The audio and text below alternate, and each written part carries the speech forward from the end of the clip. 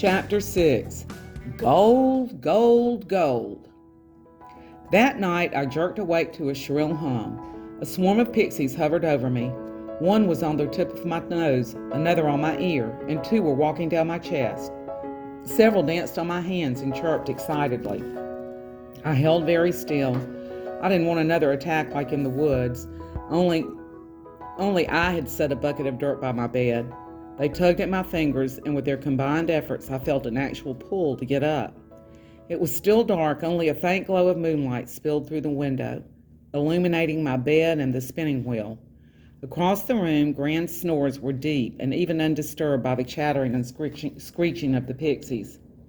Suddenly, they were right in my ears, and their shrieks and chirps went straight to the center of my brain and shook in my skull.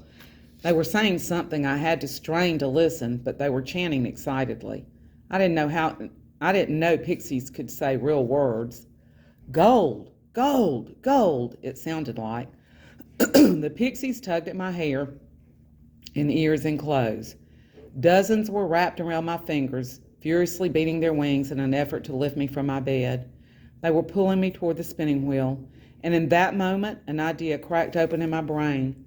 It was like an egg had been sitting there quietly for a long time, and suddenly the egg hatched, and out came the idea, and it was flying all around in my brain and wouldn't stop, flapping and chirping until it was let out. I had to let it out.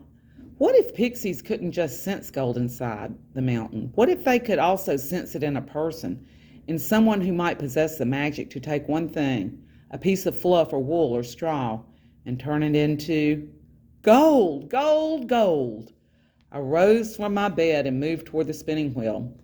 The pixies squeaked and flitted back and forth between me and the wheel. I placed my hands on the wheel and felt a vibration run through me. I spun it with my hand and listened to the whirring as if it had something to say that I needed to hear. Destiny, that's what this was. I had no wool. The pixies had taken it all the last time I tried to spin. I looked around the cottage. There were chicken bones and chicken feathers and bits of yarn. There were quilts and dishes and big empty kettle in the hearth. I looked down at my feet. Destiny is right under your feet. Just dirt and straw. I said it out loud. Gold, gold, gold, the pixies sang in response. I gathered the straw from the ground until I had a handful. I sat at the wheel. A few pixies fluttered around my hands in the straw and the bobbin. Gold, gold, gold. I fed the straw into the wheel. Whir, whir, whir. I spun the straw. My breath caught in my chest. I stopped, unable to believe what I was seeing. In my hands were bits of straw, but around the bobbin were glowing, shimmering threads. I brushed my fingers over the threads, smooth and warm. Gold. I had just spun straw into gold.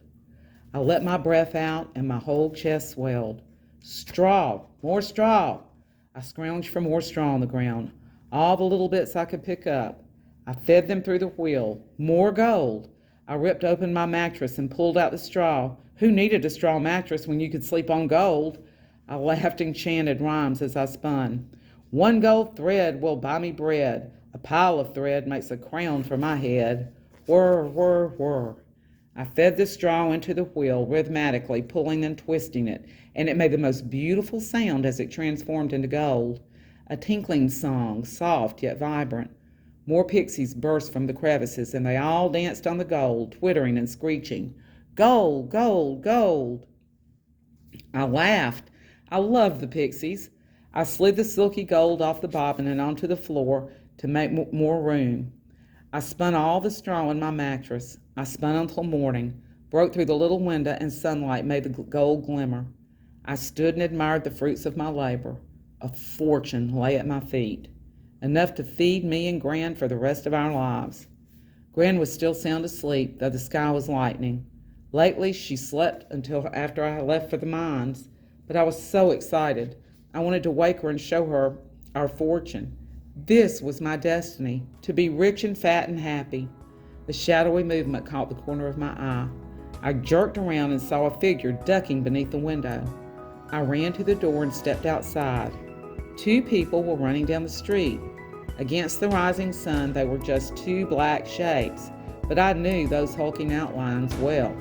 Frederick and Bruno. I started to shake. All the excitement drained from me. I didn't care where they had come. I didn't care why they had come here or what trick they had been waiting to play. I was only worried about one thing. Had they seen the gold?